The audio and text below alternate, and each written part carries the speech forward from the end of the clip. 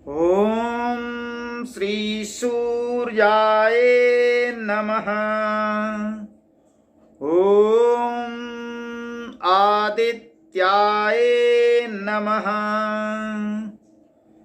ओम भास्कराय नमः। प्रस्तुत है छठ व्रत की कथा। यह छठ व्रत की कथा चितरंजन चैनपुरा द्वारा लिखित पुस्तक दर्शन देदा दीनानाथ से ली गई है। सूरज की किरणों के इर्द गिर्द ही घूमती है जिंदगी। प्रत्यक्ष देवाधिदेव हैं सूर्य। भारतीय इतिहास, दर्शन और उसकी धर्म संस्कृति में त्योहार का बड़ा महत्वपूर्ण स्थान है। प्राणी और पेड़ पौधे से लेकर ईंट पत्थर और ढेले झिटकी, यहां तक कि सर्प जैसे दुश्मनों तक की भी पूजा करने वाले भारतवर्ष में सूर्य की उपासना और छठ व्रत का परम पावन पर्व जन जन की अंतरात्मा की शुद्धता और पवित्रता का प्रतीक है। सूर्य, चंद्र, ग्रह एवं नक्षत्र को भगवान मानने वाले तथा एक एक तारे के साथ लोक कथाएं एवं किंवदंतियां जोड़कर उसको ससम्मान सादर पूजनीय मानने वाला भारतीय समाज सूर्य के प्रत्यक्ष परम तेज को स्वयं में अपनाने की कामना करता है, जिससे उसकी बुद्धि सदा सन्मार्ग की ओर प्रेरित होती रहे। वेद का महामंत्र गायत्री मंत्र को ही माना गया है, जिसमें सूर्य की वंदना एवं उपासना की गई है। ओम भूर्भुवः स्वः तत्सवितुर्वरेण्यं भर्गो देवस्य धीमहि धियो यो नः प्रचोदयात्। भारतीय संस्कृति में 4 युगों की परिकल्पना को मूल रूप से माना गया है। सतयुग, त्रेता युग, द्वापर युग और कलयुग। सतयुग में हवन प्रधान पूजा आराधना के समय सूर्य को आहुति देने का प्रावधान था। सूर्य व्रत के इस पर्व को नाग कन्या ने किया था।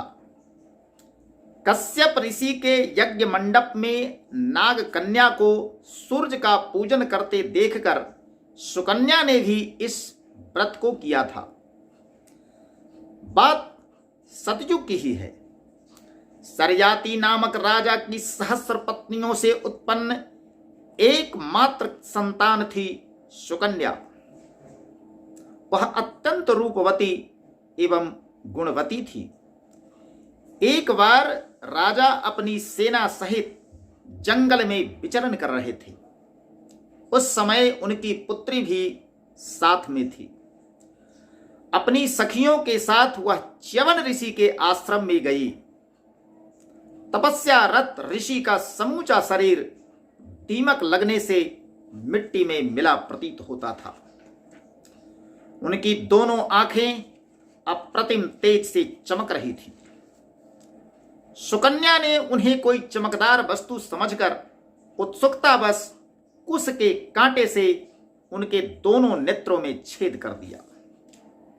जब च्यवन ऋषि की आंखों से रक्त की धारा बह निकली तो वह किसी अनहोनी की आशंका से भयभीत हो गई। जब राजा को इस बात का पता चला तो प्रायश्चित के लिए उन्होंने अपनी पुत्री को ऋषि के हाथों सौंप दिया। सूर्य की पूजोपासना से सुकन्या ने अपने पति च्यवन ऋषि के नेत्रों की ज्योति फिर से लौटाने और उनकी युवावस्था को पुनः प्राप्त करवाने में सफल हुई थी। सतयुग में ही महान सत्यवादी राजा हरिश्चंद्र की कथा आती है। हरिश्चंद्र सूर्यवंशी थे। सूर्य कुल में उत्पन्न हरिश्चंद्र अपने सत्य के कारण सूर्य के समान ही दैदीप्यमान थे। अपनी सत्यवादिता में संपूर्ण साम्राज्य मुनि विश्वामित्र को दान देकर दक्षिणा चुकाने के लिए जब काशी में पति पत्नी डोम और बटुक के हाथों बिक गए तो उनके इकलौते पुत्र नन्हा बालक रोहिताश्व की मृत्यु फूल लाते वक्त सर्प काटने से हो गई। अभावों से जूझती माता के पास कफन खरीदने तक को कुछ भी नहीं था। फलतः आंचल में लपेटकर बेटे को श्मशान घाट तक लाई। श्मशान घाट की रखवाली में तैनात हरिश्चंद्र अपने स्वामी की आज्ञानुसार मृतक का आधा कफन लेने को वचनबद्ध थे। पुत्र की लाश देखकर वे मर्माहत हुए। पत्नी रोती रह गई, किंतु कर्तव्य मार्ग पर अडिग हरिश्चंद्र हृदय को वज्र सा कठोर बनाकर और सीने पर पत्थर रखकर आधा कफन मांगते हैं। सैब्या अपना आंचल फैलाती है और हरिश्चंद्र आंचल फाड़ने के लिए तलवार उठाते हैं। वे चाहते थे कि दाह संस्कार का यह सारा काम कुल पूज्य सूरज के उदित होने से पूर्व ही पूरा हो जाए। कहीं ऐसा न हो कि पूर्व दिशा में सूरज की लाली निकल आए और स्वयं अपनी आंखों से अपने कुल की इस दुर्दशा को देख लें। इसी बीच सूरज अपने 100 गुने प्रकाश से प्रकाशित होकर सभी देवताओं के साथ धरती पर प्रकट हो गए। उन्होंने अपने हाथों से रोहिताश्व को उठाया और उसे पुनः जीवित कर दिया। विश्वामित्र की आंखों में पश्चाताप के आंसू भर आए। उन्होंने हरिश्चंद्र को उनका राज्य पुनः लौटा दिया। राजा रानी सूर्यदेव के चरणों में गिर पड़े। सूर्य ने उन्हें सीने से लगाकर परम तेजस्वी होने का वरदान दिया। राजा रघु और हरिश्चंद्र इसी महान वंश परंपरा में रघुकुल तिलक शिरोमणि राजा दशरथ के पुत्र श्री राम अयोध्या के राजा हुए। दशरथ और कौशल्या के पुत्र मर्यादा पुरुषोत्तम भगवान श्री राम ने सूरज की उपासना करके उस तेज को पाया। सुबह में सूर्योदय एवं शाम में सूर्यास्त के समय श्री राम संध्योपासना अवश्य करते थे। जब सीता माता छठ करती थी तो श्री राम अपने हाथों से अर्घ का सामान सजाते थे। इस प्रकार सतयुग और त्रेता से होता हुआ सूर्योपासना का पर्व द्वापर युग में पहुंचा। महाभारत काल में महाभारत की महान नायिका कुंती ने सूर्य की उपासना सर्वाधिक सशक्त तरीके से की थी। सूरसेन की पुत्री को जब राजा कुंती भोज ने गोद ले लिया तो उस कन्या का नाम कुंती हो गया। एक दिन जब ऋषि दुर्वासा कुंती भोज के दरबार में आए तो अति क्रोधी स्वभाव वाले ऋषि के कोप से बचने के लिए राजा ने अपनी इकलौती पुत्री को उनकी सेवा में लगा दिया। कुंती ने मनोयोग से ऋषि की सेवा शुश्रूषा की। मुनि ने उनकी सेवा से प्रसन्न होकर वर मांगने को कहा। जब उसने कुछ भी मांगने से इनकार कर दिया तो उन्होंने स्वयं उसे कुछ देने का निश्चय किया। अपनी तप साधना से अर्जित शक्ति का उपयोग करके ध्यानोयोग से कुंती के भविष्य को देखा तो चिंतित हो गए। उसे अपने पति से कोई भी संतान की प्राप्ति का फल नहीं देखा। ऋषि दुर्वासा ने कुंती को एक मंत्र दिया और बताया कि इस मंत्र को पढ़कर तुम जिस किसी भी देव का ध्यान करोगी वे स्वयं उपस्थित होकर तुम्हें एक पुत्र प्रदान करेंगे। ऋषि के चले जाने पर कौतूहलवश कुंती ने उस मंत्र को पढ़कर सूर्यदेव का आह्वान किया। क्षण भर के लिए आकाश में मलिनता छा गई। कांतिमय और तेजमय शरीर धारण किए सुंदर स्वस्थ युवक के रूप में स्वयं सूर्य उसके समक्ष प्रकट हो गए। उस समय कुंती कुमारी थी। वह घबरा गई, हाथ जोड़कर उन्हें लौट जाने के लिए प्रार्थना की। सूर्यदेव ने कहा कि मैं मंत्रों से बंधा हुआ हूं, इसलिए बिना पुत्र प्रदान किए वापस नहीं जा सकता। कुमारी अवस्था में होने के कारण कुल और समाज की मर्यादा को देखते हुए उन्होंने यह वरदान दिया कि पुत्र प्राप्ति के बाद तुम फिर कुमारी अवस्था में आ जाओगी और समाज में तुम्हें कोई दोष या कलंक नहीं लगेगा। तुम्हारा यह पुत्र जन्म से ही कवच और कुंडल से रक्षित होगा। ललाट पर सूर्य का निशान होगा। वह वीर और पराक्रमी होगा। कवच और कुंडल के रहते उसे संसार में कोई भी मार नहीं सकेगा। सूर्य और कुंती का यही पुत्र कर्ण महाभारत का महान योद्धा बना। बाद में 6 पुत्रों की माता बनी। यद्यपि कि सहदेव और नकुल माद्री के गर्भ से जन्मे थे, किंतु उनके जन्म में भी मंत्र के माध्यम से कुंती का ही सहयोग था। पुनः पांडु के संग माद्री के सती होने के बाद पांचों पुत्रों की मां कुंती ही बनी। इस प्रकार 6 पुत्रों की माता के रूप में छठी मैया का स्थान कुंती को भी दिया जाता है। ऐसे छठी देवी गणनायक गणेश की पुत्री थी। व्रत का त्योहार कार्तिक एवं चैत्र शुक्ल पक्ष षष्ठी को ही मनाया जाता है, इसलिए छठी मैया की पूजा का प्रचलन है। महाभारत की पूर्व संध्या पर जब कुंती अपने प्रथम पुत्र कर्ण को लक्ष्य मानकर उसे स्वयं को अपने पक्ष में मिलाने के लिए मिलने गई, उस समय वह सूर्योपासना में लीन था। दिनकर ने लिखा है कि राधेय सांध्य पूजन में ध्यान लगाए, था खड़ा विमल जल में जुग बाहु उठाए। आहट पाकर कर्ण ने जब अपनी आंखें खोली तो जन्मदात्री को अपने पास पाया। डूबते सूरज को नमन निवेदित करके कुंती के पद की धूल शीस पर धर के राधेय बोलने लगा बड़े ही दुख से, तुम मुझे पुत्र कहने आई किस मुख से। कुरुक्षेत्र के मैदान में कल से महाभारत का युद्ध प्रारंभ होना था, इसलिए डूबते हुए सूरज की पूजा अर्चन करते वक्त महाभारत के इन 2 महान पात्रों का मिलन अपने आप में खासा महत्वपूर्ण बन गया। डूबते हुए सूरज को प्रथम अर्घ देने की परंपरा शायद उसी दिन से प्रारंभ हुई। कर्ण कुंती के पक्ष में खुलकर तो नहीं आ सका, किंतु माता को खाली हाथ भी नहीं लौटा सका। अर्जुन को छोड़कर 4 अन्य पांडवों का वध अपने हाथों न करने का वचन देकर संपूर्ण महाभारत की गाथा को एक नया मोड़ दे दिया। सूर्योपासना के समय द्वार पर आए याचकों को कर्ण कभी खाली हाथ लौटने नहीं देता था। उस वक्त वह सबको मुहमांगा दान देता था। इसी अवसर का लाभ उठाकर देवराज इंद्र ने भिखारी मनुष्य के वेश में कर्ण से उसका कवच और कुंडल मांग लिया। सूर्य के तेजोमय अंश से उत्पन्न उस महान योद्धा ने अपने हाथों तलवार से अपना अंग छीलकर देवराज को सौंप दिया। हालांकि पिता का धर्म निभाते हुए सूर्यदेव ने उसके पूर्व ही देवराज के इस छल के प्रति कर्ण को सचेत कर दिया था, किंतु सूर्यपुत्र कर्ण ने वचन को प्राणों से प्रिय माना। महाभारत की लड़ाई जब अपने अंतिम चरण की ओर जा रही थी, तब कौरवों के सेनापति कर्ण का रथ चक्र रक्त से सनी मिट्टी में इस प्रकार फंसा कि किसी भांति निकल न सका।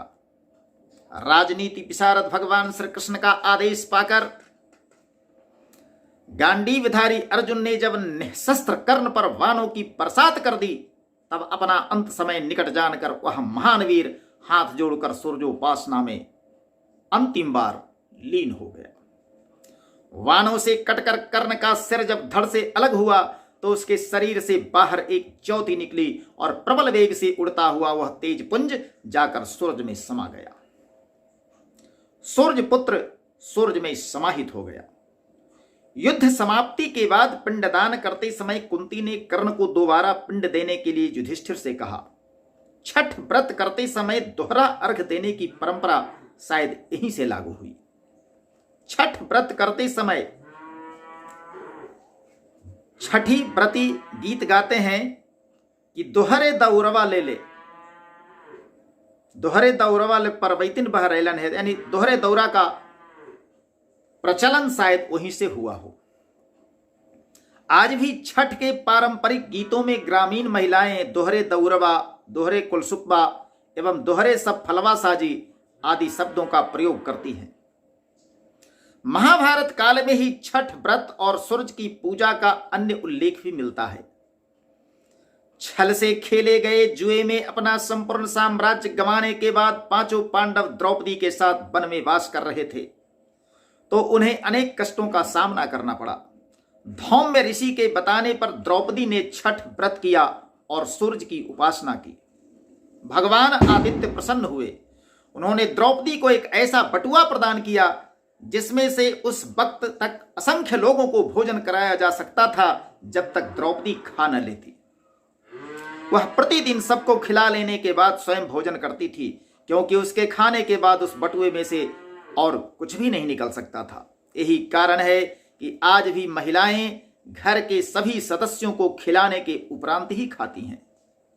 दुर्योधन के छल से एक दिन ऋषि दुर्वासा अपने सहस्त्रों शिष्यों के साथ पांडवों के आश्रम में अतिथि बनकर उस समय आए जब द्रौपदी भोजन कर चुकी थी। बटुए से कुछ भी निकलना अब संभव नहीं था। युधिष्ठिर को भोजन तैयार रखने का आदेश देकर दुर्वासा ऋषि अपने सभी शिष्यों के साथ स्नान करने सरोवर की ओर चले गए। पति के ऊपर असमय आए संकट और साप के भय से थरथर कांपती द्रौपदी ने आकुल होकर भगवान श्री कृष्ण को पुकारा। दूर से दौड़कर आए कन्हैया ने भी स्वयं को बड़ी भूखा होने का नाटक किया। द्रौपदी असमंजस में पड़ गई। भोजन की समस्या को निपटाने के लिए ही उसने कृष्ण को बुलाया था। विधि की विडंबना तो देखिए कि आज वे स्वयं भी भूखे ही आए थे। समर्पण भाव से द्रौपदी ने कृष्ण के सम्मुख बटुआ लाकर रख दिया। भाव की भूखे भगवान ने उस बटलोही में चिपके साग के एक पत्ते को पा लिया और उसे ही खाकर कहा कि सारा संसार तृप्त हो जाए। उनके ऐसा कहते ही सरोवर में स्नान कर रहे दुर्वासा सहित उनके सभी शिष्यों के पेट भर गए। उनकी भूख अपने आप ही मिट गई। युधिष्ठिर के शाप से बचने के लिए दुर्वासा मुनि ने कृष्ण से प्रेरित भोजन के लिए बुलाने आए सहदेव से स्वयं क्षमा याचना कर शिष्यों सहित आगे का रास्ता लिया। ऐसा कहा जाता है कि स्वयं सूर्य देव ही साग का पत्ता बनकर उस बटलोही में प्रकट हुए थे। भक्तों के मान को बचाने, उसकी प्राण रक्षा करने एवं सबके कल्याण के लिए भगवान सूर्य ने समय समय पर स्वयं धरती पर आने का काम किया है। द्वापर युग में भी भगवान श्री कृष्ण के पुत्र सांब को कुष्ठ रोग हुआ और किसी भांति ठीक न हो पाया तो उन्होंने देव, आज वर्तमान बिहार के औरंगाबाद जिले में देव में आकर सूर्य की पूजा अर्चना की। इससे उनका कुष्ठ रोग ठीक हो गया। सूर्योपासना का यह त्योहार छठ उस दिन से भी प्रारंभ माना जाता है। देव के सूर्य मंदिर का बहुत ऐतिहासिक महत्व है। राजा परीक्षित का पुत्र राजा जन्मेजय ने भी वैशंपायन ऋषि के उपदेशोपरांत सूर्योपासना का व्रत किया था। कार्तिक एवं चैत्र शुक्ल की चतुर्थी तिथि को स्नान आदि कार्यों से निवृत्त होकर शुद्ध भोजन ग्रहण किया जाता है। इसे नहाय खाए कहा जाता है। पंचमी तिथि को दिन भर के उपवास के उपरांत शाम में सूर्यास्त के समय दूध और फल से युक्त मीठा भोजन ग्रहण किया जाता है। इस खड़ना या लोहंडा के त्योहार को अधिकांशतः छठी व्रती खीर ग्रहण करते हैं और इस पंचमी तिथि को खड़ना या लोहंडा कहा जाता है। षष्ठी तिथि को दिन भर उपवास रखा जाता है। शाम के समय अस्ताचलगामी सूर्य को विभिन्न प्रकार के फलों एवं पकवानों से युक्त पूजन सामग्री से सजे सूप को हाथ में लेकर अर्घ्य दिया जाता है। सप्तमी तिथि को उदीयमान सूर्य को अर्घ्य देने के साथ ही हवन और पंडार देकर व्रत की समाप्ति होती है। फल के रस या मीठे तरल पदार्थ अथवा पकवानों को खाकर उपवास तोड़ा जाता है। छठ व्रत की महिमा अपरंपार और सभी फलों को देने वाला माना जाता है। भारतीय परंपरा के अनुसार यह माना गया है कि सूर्य स्वयं रथ पर सवार होकर चलते हैं। उनके रथ में 7 घोड़े लगे हैं। आज कलयुग में आधुनिक युग के वैज्ञानिकों ने भी यही माना है कि सूर्य की किरणों में 7 रंग हैं। इसमें भारतीय ऋषियों मनीषियों की अवधारणा को संसारवासियों ने सदा की भांति स्वीकार किया। सूर्य के रथ के 7 घोड़े की परिकल्पना सूर्य की 7 किरणों का ही प्रतीक है। अर्घ्य या पंडार देते समय इन 7 किरणों का प्रभाव व्रती के शरीर पर अलग अलग पड़ता है। ऐसे धार्मिक रीतियों के अनुसार सूर्य की किरणों में 7 नहीं बल्कि 12 रंगों को माना गया है। इसे सूर्य द्वादश नाम स्तोत्र कहा जाता है, जिस मंत्र से इन 12 किरणों की स्तुति की जाती है। इसको फिर से सुनिए। ऐसे तो सूर्य की किरणों में 7 रंग होते हैं, जिसे भारतीय मनीषियों ने कहा कि सूर्य के रथ में 7 घोड़े जुते हुए होते हैं। लेकिन ऐसे धार्मिक रीतियों के अनुसार सूर्य की किरणों में 7 रंग के जगह पर 12 रंग बताए गए हैं। इसलिए सूर्य के 12 नामों की वंदना एवं स्तुति की जाती है। इसे सूर्य द्वादश नाम स्तोत्र कहा जाता है। इसमें से 6 रंग की किरणों का प्रभाव विशेष रूप से माना गया है। इसलिए षष्ठी तिथि और 6 रंगों के कारण छठी या छठ शब्द का महत्व बहुत ज्यादा है। खास तरीके से अर्घ्य की पद्धति के कारण ही शरीर के लिए आवश्यक खास किरणों का शुभ प्रभाव पड़ने से व्रती को शुभ फल की प्राप्ति होती है। छठ व्रत में स्वच्छता, शुद्धता और पवित्रता पर बहुत बल दिया जाता है। सूर्य देव अपनी किरणों को फैलाने में किसी प्रकार का भेदभाव नहीं करते। वे समान रूप से सबके लिए खुले हैं। इसी कारण व्रतियों में किसी प्रकार का भेदभाव नहीं देखा जाता है। घाट पर छोटे या बड़े, स्त्री या पुरुष, किसी भी व्रती के सम्मुख श्रद्धालु भक्तजन नतमस्तक हो जाते हैं। किसी के चरणों में लेट जाते हैं, किसी को हाथ जोड़ लेते हैं। स्त्रियां किसी के सामने आंचल फैला लेती हैं। सारे अभिमान को त्याग कर सबके हाथ प्रसाद के लिए सबके सामने पसर जाते हैं। समाज में ऐसी समरसता और समानता संसार के शायद किसी पर्व में नहीं देखी जाती है। घाटों की व्यवस्था, गली मोहल्लों की सफाई एवं रास्तों की सजावट में स्वयं सेवक स्वयं को भूलकर स्व अस्तित्व की भावना को मिटाकर समग्र सृष्टि के कल्याण की भावना से ओतप्रोत हो जाता है। वर्षों के बैरभाव उन क्षणों में कब, कैसे और कहां मिट जाते हैं, शायद वह स्वयं भी नहीं जानता। सूर्य भगवान के सम्मुख समर्पण का यही भाव व्रतियों में सुख का स्रोत बनकर समाहित होता है। छठ के इसी महान पर्व में सामान्य जन सूर्य के अन्य नामों से परिचित होते हैं। सविता, अरुण, मार्तंड, आदित्य, सूरज, सूर्य, रवि, भास्कर, दिन, दिनमणि, दिनकर, दिवाकर, दिनेश, मरीचि, प्रभाकर, पतंग, हंस, भानु और अंशुमाली आदि नामधारी कल्याणकारी भगवान सूर्य को मैं कोटि कोटि प्रणाम करता हूं। ओम सूर्याय नमः।